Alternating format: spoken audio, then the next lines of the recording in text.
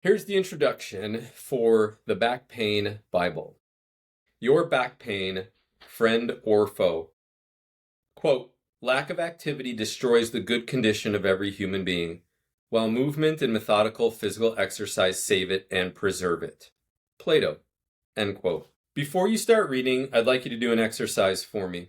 Get somewhere quiet, sit as comfortably as you can, and set a timer for 1 minute. Close your eyes and pay attention to your breath. Feel your heartbeat. Feel your toes, maybe they're cold. Maybe you can feel their strength and all they do for you each day. Feel your blood running through your veins, utilizing every effort it can to keep you alive and healthy. When the timer goes off, open your eyes and then come back to where you left off. Did you do it? I really hope so. The reason for having you do that exercise is because I want you to realize your body is your friend. Time is your friend. In those 60 seconds alone, your body went through 6 billion chemical reactions. It has been studied that we produce 100 million chemical reactions per second while resting. I know you're in pain.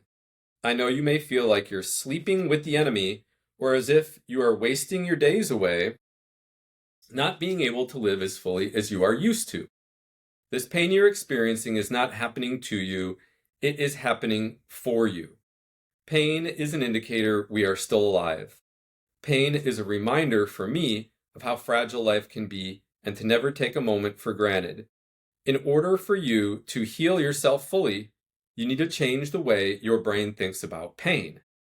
Now that we got that out of the way, I want to share with you some good news. You are holding in your hands a refined step-by-step approach I use to eliminating more than 99% of the low back pain cases I deal with. The only people I have not been able to help have had fractures in their spine, which only time is able to heal. The approach I am going to reveal to you has helped relieve or manage back pain resulting from herniated or bulging discs, post-back surgery pain, slips, falls, or car accidents, weightlifting/sport-related trauma. Please do not panic if you don't see the cause of your back pain in the above bullets. The approach we will be taking is both universal as well as individual. You may have to work harder in one modality and not so much in another, where someone else may have to work in the complete opposite fashion to achieve optimal results. The bottom line here is we are all different but the same. It's not how we got hurt, but how we heal that makes the process different or individual.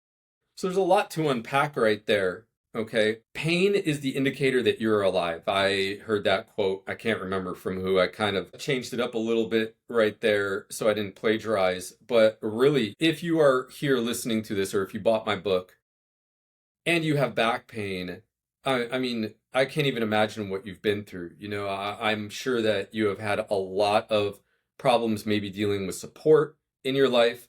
Maybe you have been very physically active with yourself or other people.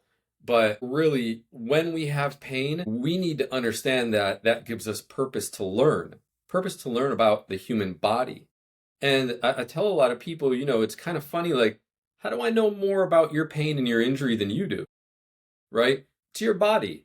So we're going to learn through this step-by-step process really how we got into this mess, how the body works, and how we can reverse ourselves out of it. And that is worth way more than anything I could ever give you physically in this world, okay? It's that knowledge to, I will never have this pain again, or I'll never be injured again. Right? Best-selling author Vishen Lakhiani states that 95% of the population is still stuck in a victim mentality. Not you. By buying this book, you can no longer reconsider yourself to be helpless. The people I learned from, and myself included, all say the same thing. You are your own best therapist. Until some forward-thinking company builds a machine that allows me to feel what you feel, the application of these methods is up to you. Realize, too, that you are one of many. There have been hundreds of others whom I helped who felt lost and hopeless at the beginning and now enjoy their freedom and peace of mind knowing their body is returned to health. Rest assured, I will apply the same dogged determination in your case as I did in theirs. Many blessings to you on your journey. My story, it wasn't about the pain. I can't remember a single time when I was younger where I wasn't moving. From a very young age, I was already playing 5 different sports: golf, hockey, baseball, basketball, and football. Not that an 8-year-old child knows anything about sanity, but moving kept me sane. There were times I remember being locked inside all day to a terrible snowstorm, and as I would try to fall asleep, my legs would still be going and I would end up tossing and turning all night. I would spaz out from time to time, having uncontrollable energy, and my mother would tell others that I had episodes, whatever that meant. As my time as a collegiate athlete came to a close, it was no wonder I couldn't accept sitting behind a desk as an actual job. Rather than become a professional athlete, I figured training people to become professional athletes would be a great path in life to take, and my intuition served me well. I started training athletes at the University at Buffalo in August of 1999, even before I had my Certified Strength and Conditioning Specialist certification. My enthusiasm about lifting weights, running faster, and jumping higher was shining through to every group I coached, and I soon started to make a name for myself as the guy you wanted to see to improve performance. I was devouring books, signing up for more certifications, and listening to what cues my superiors used to communicate effectively with their athletes. I didn't feel like I was at work, and I liked that. But the hyper-rewarding feeling I got from seeing someone improve at their craft became addicting, and I realized that while I was in this profession to make money, and ultimately a living, the true benefit was the people I was helping. About a year into my stint at University at Buffalo, I was performing a power clean exercise where I take the bar from the ground and lift it up to my shoulders in one smooth motion. As I was lifting the bar on my 5th and final rep, I jumped my feet out as I did hundreds of times before to put my body in a good position to receive the bar, and my left foot landed in a puddle of my sweat, shooting my foot left and causing my knee to cave in. Being young and full of testosterone, I was determined to save the lift, and as I strained to recover, there was a quiet little pop that echoed from the left side of my lower back. I stood up with the bar, dropped the weight, and triumphantly walked over to the water fountain victorious.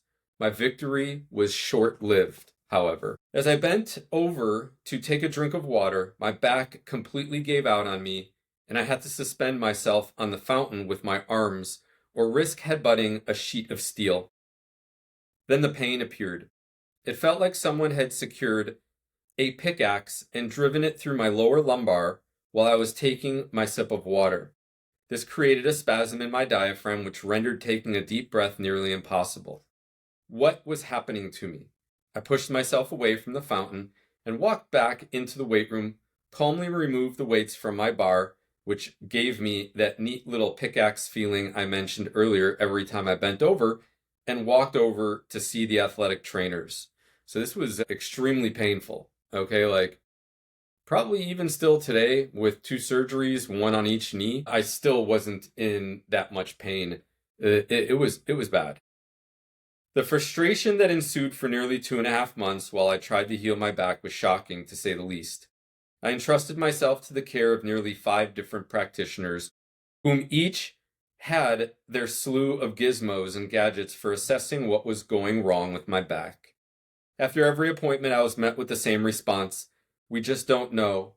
MRIs were showing nothing, X-rays were showing nothing, and muscle sensation tests showed I had full feeling and proprioception in all of my extremities.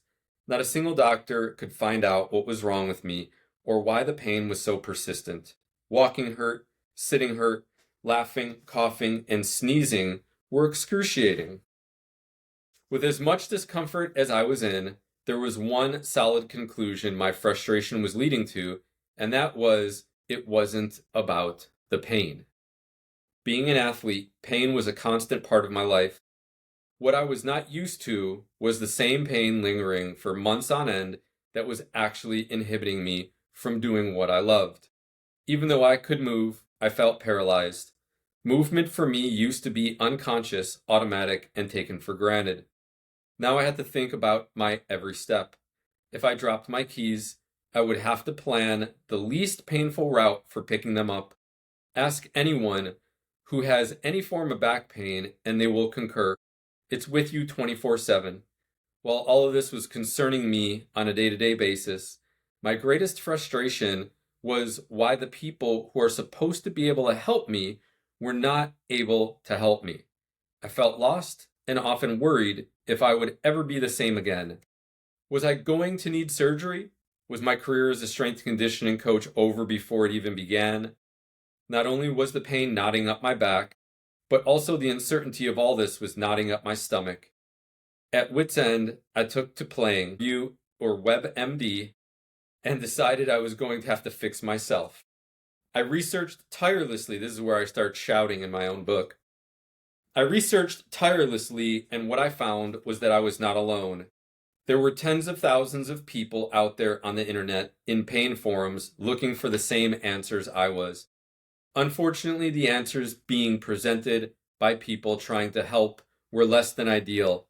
Popping pills, taking shots, or having surgery was not an option for me, especially with surgery having a whopping 30% cure rate. Physical therapy wasn't showing any promise either, as most people were reporting a minimal decrease in pain at best. To beat this, I realized I was going to have to innovate, and innovate I did.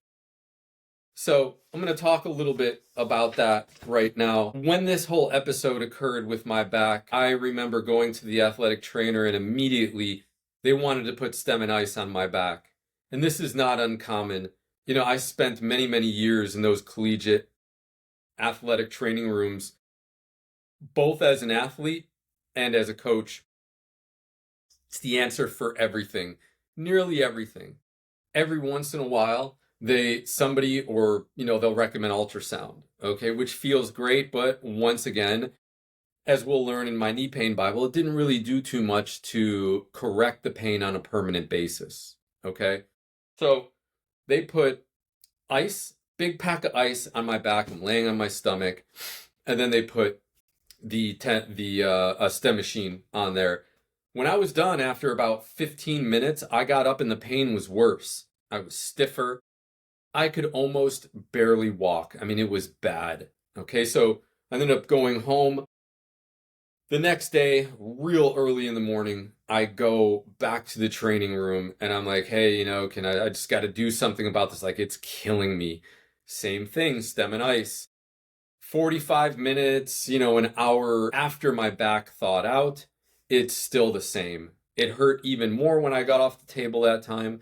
And, after an hour later, my back, the pain isn't going away. For some reason, the next day when I went back, I begged them, please, can you give me heat along with the stem? They gave me the heat along with the stem. I got up and I was like, wait a minute, I'm a little bit more fluid. That's a little bit less pain. And right there, that was one of the first keys that I realized I was onto something. If you have back pain, stop icing, okay? You need heat. What does ice do? Ice constricts. Ice slows things down, okay? What do we want to do? We want to create space, open things up. We want to bring more blood to the area to help heal whatever's going on, okay? So, for the introduction, our takeaway, we want to move. We want to introduce heat, okay? We can do a little bit of stem or tens, all right, at the beginning, and that's going to help out tremendously as we start to roll out and stretch and then do our reprogramming exercise and everything like that, okay? So I hope you guys enjoyed the introduction, and we're going to go into chapter 1 next.